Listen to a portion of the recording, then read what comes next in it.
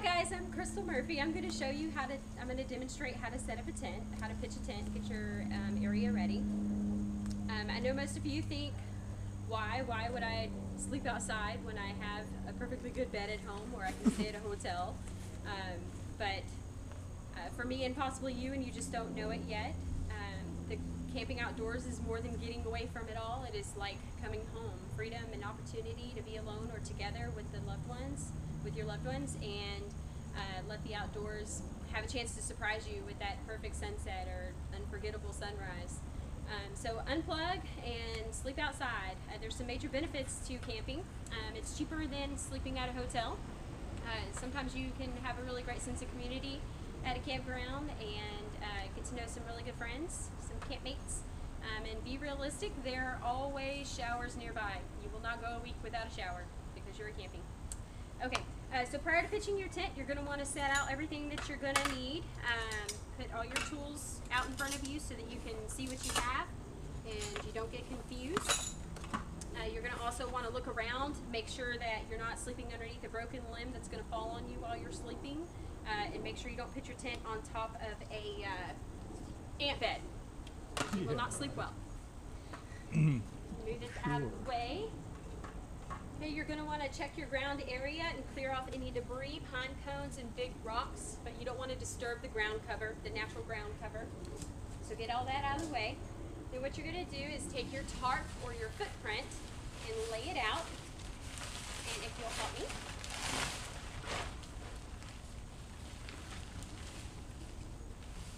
Lay it out taut, flat.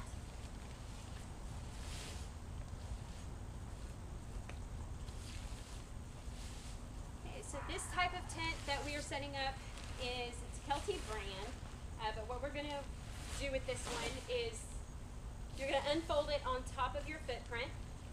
That's a big spider. On this particular brand, it's very simple. You just match the color tabs to the edge.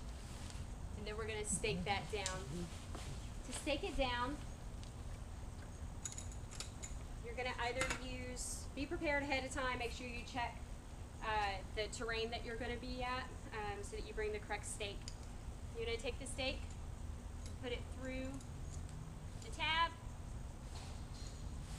put it at an angle, and hammer it down. If it's a really thin topsoil like sand, you're going to want to put it at a really steep, drive it in steep, and if it's very wet, then you're going to want to bury a rock, tie a rope around it, bury the rock, leave some of the rope out, and hook it into the grommet that's on the bottom of the tent. So while he's finishing staking, I'm going to get the poles ready. The poles usually just connect female end to male end.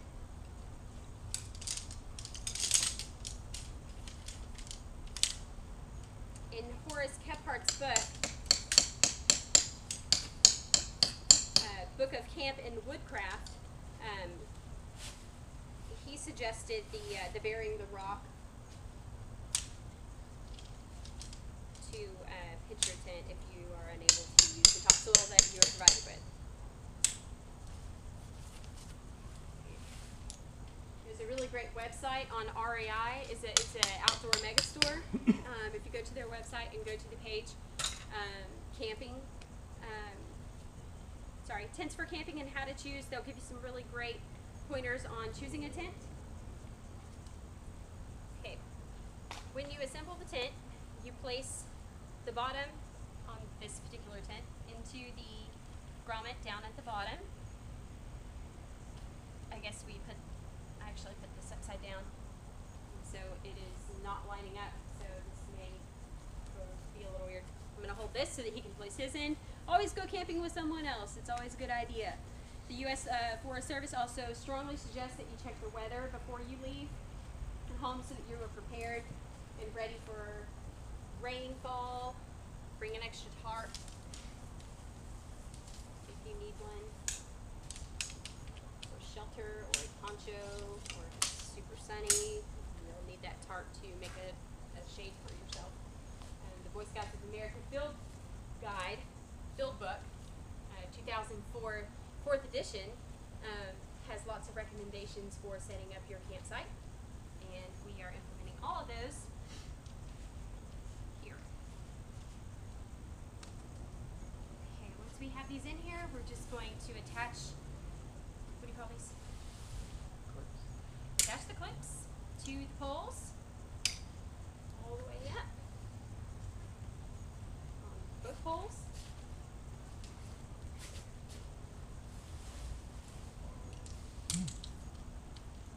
You guys are a great audience. Okay.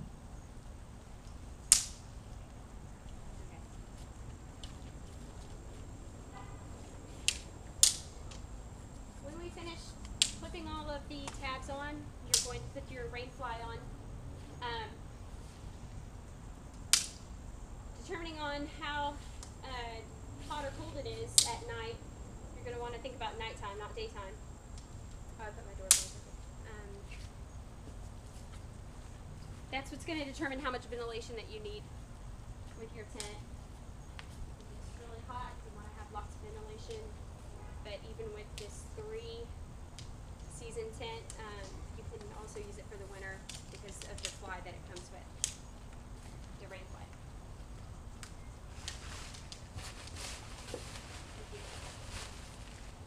Okay, this is our rain fly. We're going to unroll this on top of the tent.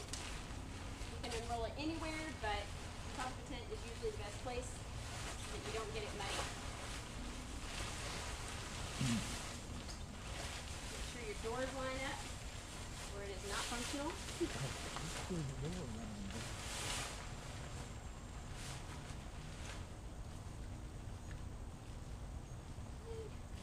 This tent is very simple to put down.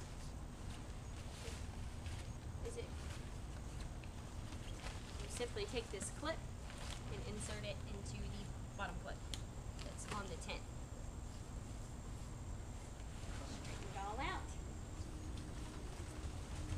You can also stake down the door to give yourself a little bit of extra wind protection and pull the sides down and stake them down if you choose. You do not have to, but you'll definitely get a lot more wind protection that way. In conclusion, I would like to remind you to take your time and look at the terrain in the tent before you leave home. Make sure no critters have made dinner or home of it. Keep it in a tub for safekeeping. Do your research on the places you're traveling to and check the weather. Now get out there and get bit by anything with chiggers. They are the worst ever. Enjoy your adventures and get moved by the real stuff. I hope you have enjoyed my demonstration and have learned how to pitch a tent. How do you keep? So this is what for, you said this is for English class? There they are. What's English? Yeah. Yeah. It's human communications class. Okay. Wow, they showed you